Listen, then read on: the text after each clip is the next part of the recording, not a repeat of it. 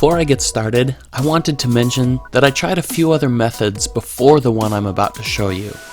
Like some other videos show, I tried washing the seatbelt with detergent and letting it dry overnight. I used Shout Stain Remover as a shorter cleaning method.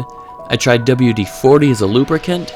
And finally, I landed on the one that works the best that I'm about to show you. This is a silicone-based lubricant. The important thing to note here is that this will be your best bet for speeding up your seatbelt retractor without gumming up the mechanism over time. You can see that this one is not too bad, but a little sluggish.